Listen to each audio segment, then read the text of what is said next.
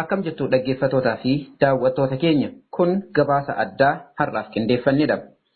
Gabaasa addaa har'aaf qindeeffanne kana keessatti akkuma oduu keessatti isiniif dhiyeessine haala baqattoota Oromoo biyya Somaalilaand fi Soomaaliyaa keessa jiranii irratti fuuleffanna. Sagaal qof oo mid ka mid ah ay tahay haweeney Soomaaliya sideed kalena ay ka soo jeedaan qoomiyadda Oromada ee degan degmada Balad Xaawo ee gobolka Gedo ayaa xalay lagu dilay gudaha degmadaasi. waliigalteen wal hubannoo fayyadama ulaa galaanaa ilaallatu Impaayera Itoophiyaa sirna bilisiginnaatiin bitamaa jirtuu fi kan walabummaa ishii ofumaan labsatte Somaalilaand jidduutti amajjii 1 bara 2024 erga mallatteeffameen booda haleellaa fi dhiibbaan keessumaa baqattoota Oromoo irratti raawwatamu daran hammaataa jira. Hawaasni biyyattii waliigaltee sana morme kan biyya keenya humnaan nurraa fudhatuuf deemaa jiru mootummaa Oromooti maqaa jedhuun addatti baqattoota dhalootaan Oromoo ta'an irratti fuulleffatuun duula jibbiinsaa reebichaa fi dararaa adda addaa geessisuutti dabalee qabeenyaa duraa barbadeessuu fi doorsisuu baqattoonni Somaalilaand fi kutaalee Somaaliyaa adda addaa keessa jiran iyyataa jiru. Hundarra yaaddeessaa naannoo qaamni mootummaatis ta'e kan baqattootaaf tika gochuuf gaafatama itti qabu UNHCR dhaabni baqattootaa kan idil addunyaa baqattoota kanneeniif ittisuuf wanti raawwatan mul'achuu dhabuusaati. Yakki Soomaaliyaa keessatti addatti ilmaan Oromoo irratti xiyyeeffate kun tibbanas bifa suukaneessaadhaan raawwatamuun miseensota maatii tokkoo dabalatee lubbuu namoota 9 galaafate hedduunis miidhaa hamaaf affeeramanii jiru. Soomaaliyaa gama kibbaatiin daangaa Soomaaliyaa, Keeniyaa fi Itoophiyaatti kan argamtu magaalaa Balad Xaawo jedhamtutti dilbata dabre gurraandhala 4 bara 2024 galgala toora halkan keessaa sa'aatii 9 fi walakkaatti hidhattoonni uffata Soomaaliyaa uffatan jedhaman mana baqattoota Oromoo naanna'uudhaan lukaasa bananiin namoota 9 ajjeesan. Ajjeechaa kanaanis dubartii waggaa 80 dabalatee baqattoonni Oromoo 8 akkasuma dubartiin lammii Soomaaliyaa taate haleellaa raawwatame dhaabsuudhaaf yaalaa turtes rasaasaan ajjeefamuu jiraattonni himanii jiru. Akka jiraattonni himanitti dhukaasa qe'ee baqattoota Oromoo irratti qindeeffamee baname kanaan kanneen ajjeefamanitti dabalee dubartoonni, daa'immanii fi dhiironni hedduun rasaasaan rukutamanii miidhamuun hospitaala geeffamuu himanii isaan keessaas namoonni 6 du'aa fi jiruu jidduutti argamuu jedhan. Baqataan Oromoo Soomaaliyaa keessa jiraatu kan yaaddoo nageenyaatiif maqaan isaa akka hin dhawamne gaafate ajjeechaa magaalaa Balad Xaawootti raawwatame yoo ibsu akkas jedhe.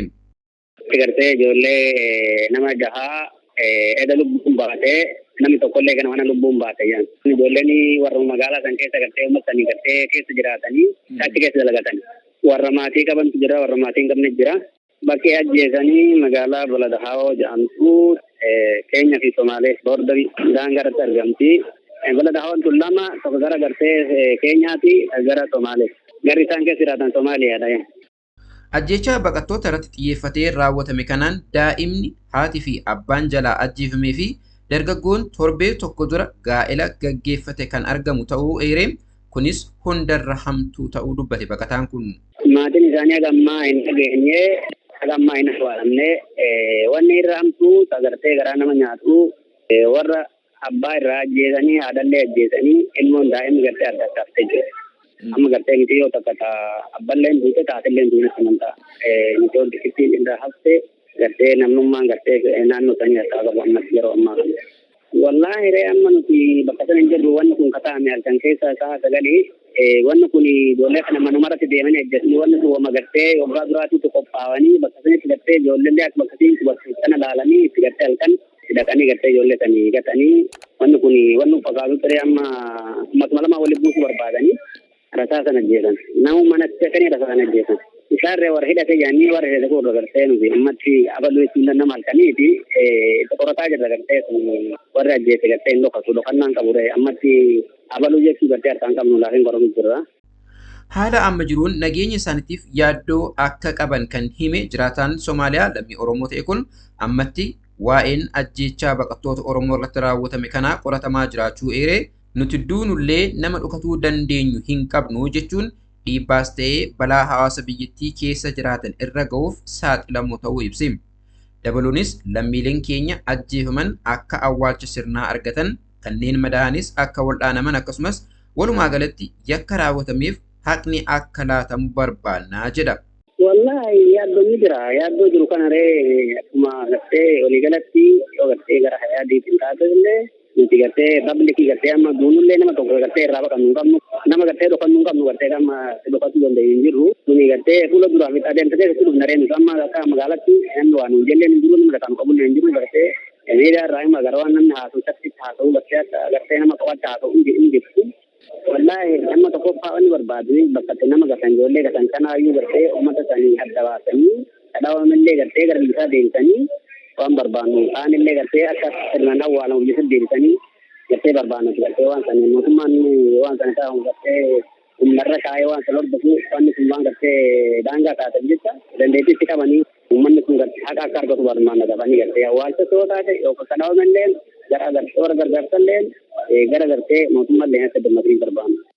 Waliigaltee ulaa galaanaa Somaalilaand fi Itoophiyaa seensa bara kanaatti mallatteessaniin booda haleellaan addatti baqattoota Oromoo irratti xiyyeeffatee deddeebiin raawwatamaa akka jiru yoo ta'u, kana duras magaalaa Dhuusamarreeb jedhamti keessatti shamarreen Oromoo takka ajjeefamuu fi hamma yoonaattis haqa waakkatamus dubbate. Dura deengidoota na taatee ji'a nama dabre kana keessa deengiyyoo takka keessatti magaalaa Dhuusamarreeb keessatti deengiyyoo sanis gartee akkuma malee itti gartee akka malee ajjeesanii mana namaa gatiin dalagii keessatti ajjeesanii warruma dalagduutu ajjeesnan haqa isiisan illee ni dhoksan. Dhimma ajjechaa baqattoota Oromoo irratti raawwatamee ilaalchisuudhaan kan dubbatan Komishinarri Poolisii magaalaa Baladhaawoo Abdirashiid Abdii taatee sanarratti akkas jedhan.